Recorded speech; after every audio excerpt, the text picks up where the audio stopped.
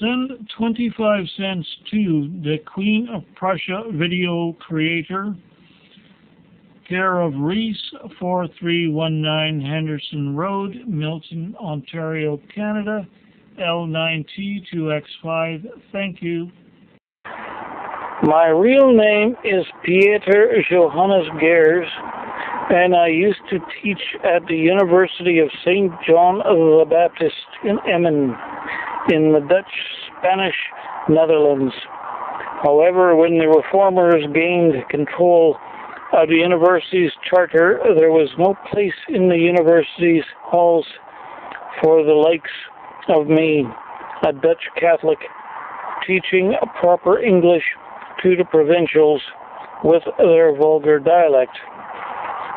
So I cast my net wide and found a position available to the northwest in a small college town called Berwickshire in England. With the ascension of the English throne in 1689 of King William and Queen Mary, there were more cross-country traffic of Dutch and English academics. However, the English also frowned upon my religion, and so I changed my name to Peter Jean Garriston and passed myself off in Berwickshire as a fellow from the distant North Country in the Orkneys. Things went well for the first few months as I taught the local Cheviot Hill folk the Old English tongue. However, I soon came under suspicion of being a closet Catholic.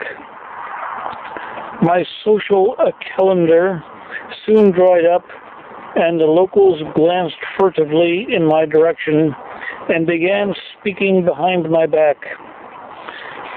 I tried to determine if any of the reformers from St. John's University had followed me to the area, but it seemed that was not the case. To my own devices, things probably would have drifted nowhere.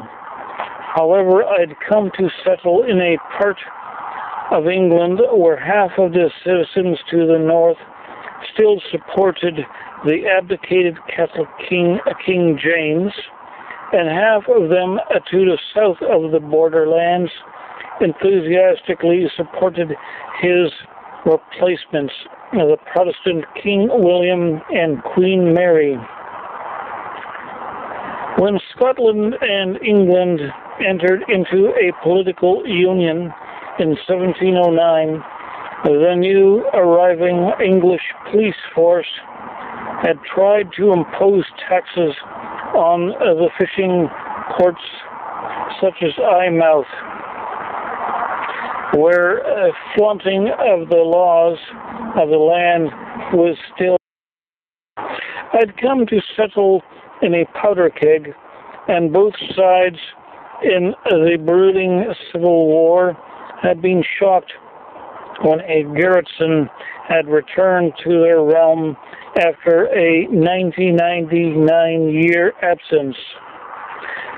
I was telling my small garden plot one summer day when my spade struck something metallic in the soft, chalky ground with a clang.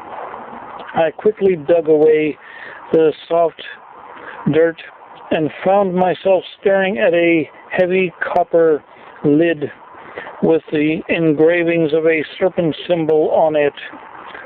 Some prying with a spade soon freed the covering, and I found myself looking at yellowing bones of some kind of animal in a lead coffin.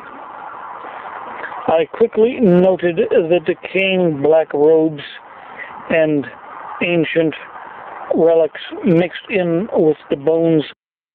I gave the skeleton a second look and didn't believe what my eyes were telling me.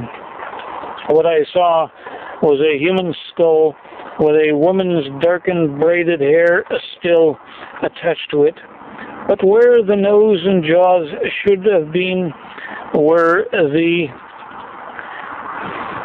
emerging bones of a crocodilian creature. My gaze swept down to the human rib cage and the ribs of some kind of giant serpent, which also enclosed it.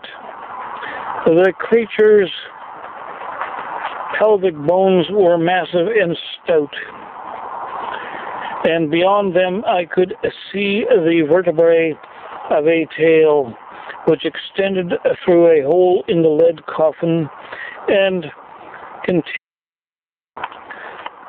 My eyes swept back up the creature's rib cage, and I first saw the splayed out arm bones with their lengthy clawed digits on the ends of lengthening hands. In an act of facing upwards, it appeared the creature had been trying to push up on the copper lid of its coffin when death had claimed it. And from the mixture of human and serpent and crocodilian features, I realized I was probably looking at a human female who had died in the throes of giving birth to her other form. Dragon was the word that passed in my mind as I put together the chimera-like anatomy of a skeleton in my garden. I looked about, but no one else was peering over the hedge to witness my disinterment of the